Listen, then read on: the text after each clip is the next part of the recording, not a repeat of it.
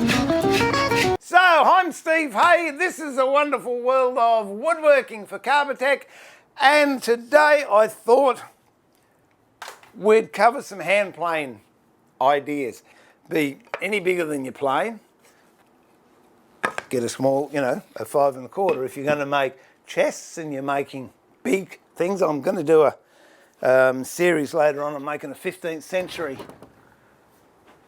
chest. It's got linen fold and a bit of blacksmithing work, and that'll be available on the Carbotech channel down the track, but get a bigger plane. What have we got now? Okay. Now the other thing is, if you've got a number 3, which I'll use, you can do this with a 5 1/4. See machining marks on there. I can see them, so I'm hoping you can. Now to smooth this, I'd use a smoothing plane. Initially what I'll do, I'll use this 5 1/4, back the plane off a little bit.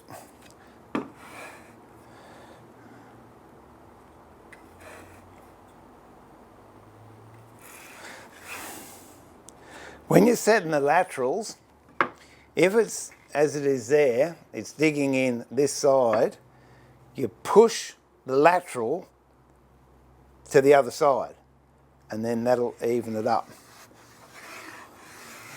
And there you can see it's coming off the middle or a little bit on both sides. You're getting a wider one.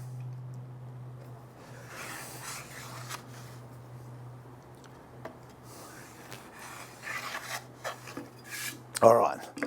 Now, if I was to use this as a smoothing plane, I don't know if it'll work or do what I wanted to do. Let's see. Yep, there we go. Not as pronounced, but I'm getting a nice wide shaving, and if you look really closely, it's not all that pronounced, I'm sorry, but there is lines.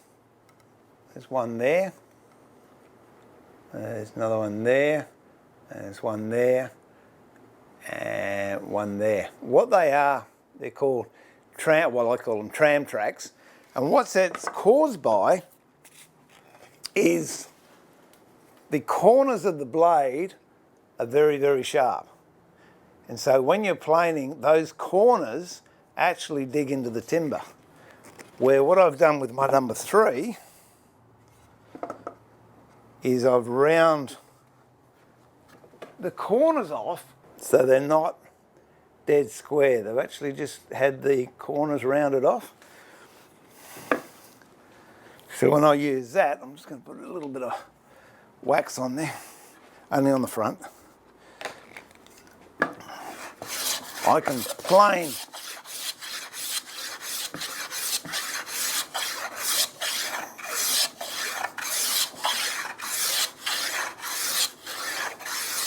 all over there.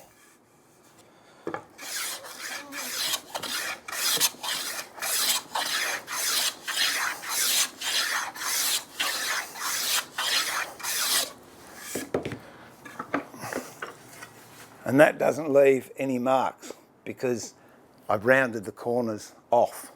The other thing, when I said with the wax, if I'm shooting a board that I'm going to glue, candle wax or paraffin wax, beeswax, I put it on the front of the plane only, because as this goes along the timber, to make it more lubricated, is actually getting a little bit of grease or candle wax in front of the blade, which helps it slide.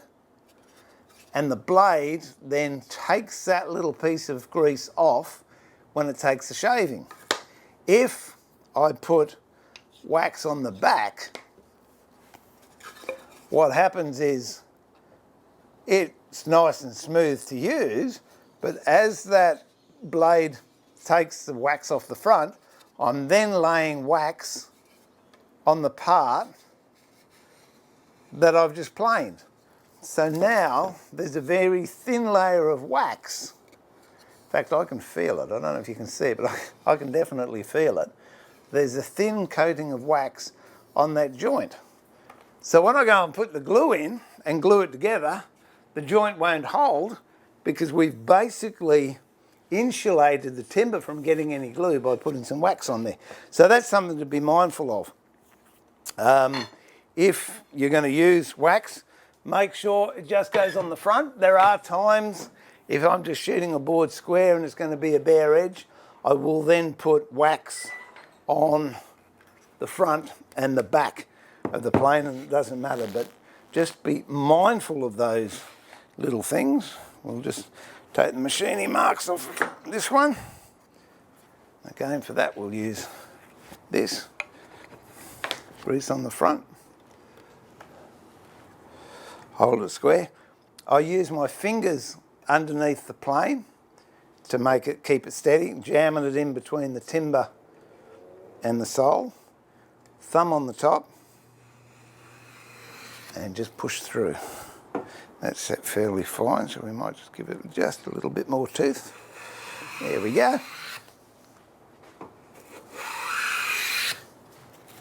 And there you go, nice and square. And again, we don't have any corrugations on that shaving. Whereas the first one, if we compare the two, if you look at that one, you can see all the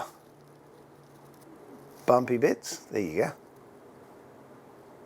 And that's the knife marks from the machine, whereas this one is a knife off of the plane. So it's nice and square and